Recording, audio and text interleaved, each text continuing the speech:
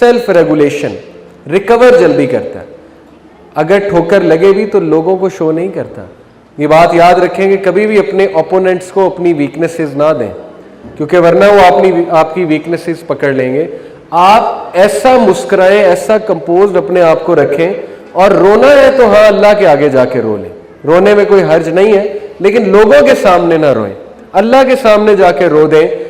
इन्नमा अश्कु बस्सी व हुज़्नी इलल्लाह, हज़रत याकूब अलैहिस्सलाम की बात याद रखेंगे, बेशक मैं अपना रोना धोना, अपनी शिकायत, अपने गिले शिकवे अल्लाह के आगे करता हूँ। इसी से स्ट्रेंथ मिलेगी आपको, लोगों के सामने को खास फायदा नहीं है, अनलेस एंड अनटिल कोई बहुत ही सिंसियर आपके साथ हो, जिसको आपको लगे कि मसला शायद मेरा हल कर दे। वरना सेल्फ रेगुलेशन करें, अपनी रिकवर जल्दी कर लिया करें, और ये आपको सीखना पड़ेगा। ये बिल्कुल इसी तरह है जैसे आप जिम जाएं, आपका मसल पहले वीक है, पहले दिन खलियां पड़ेंगी, दूसरे दिन खलियां पड़ेंगी, तीसरे दिन आदत हो जाएगी।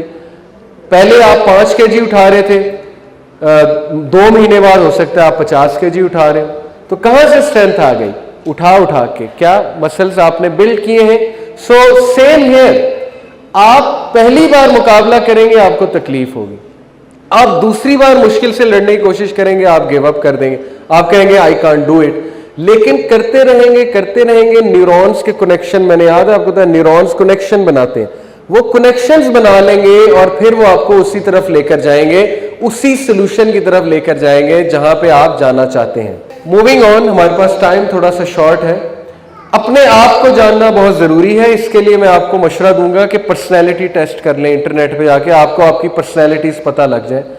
स्किल नंबर 2, बिहेवियरल मैनेजमेंट, बहुत जरूरी है। देखें, कुछ लोग गम को इतना पालते हैं कि वो इतना बड़ा हो जाता है और फिर वो आपसे संभाला नहीं जाता। ये आपका गम है, तो गम को जितना चारा डालेंगे उतना गम बढ़ता जाएगा।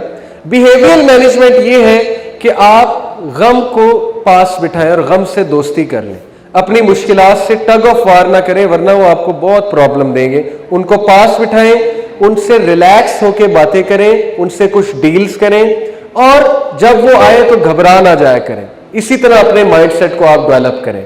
तो हमने माइंडसेट की बात की। काइजन प्रिंसिपल बहुत जबरदस्त प्रिंसिपल है, मल्टीनेशनल कंपनीज अप्लाई करती हैं। What is kaizen? Kaizen is making small continuous changes for continuous improvement.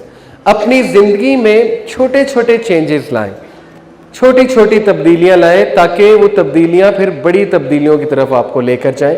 एकदम जोश में आके हर चीज जिम्मे ना ले लें, छोटी छोटी तब्दीलियां, आहिस्ता आहिस्ता बुरी आदत को खत्म करने की कोशिश करें।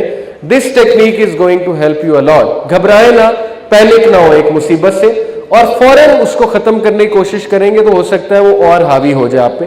Aahista Aahista, slowly and steadily उसको जरा धोखा देकर। Okay, moving on.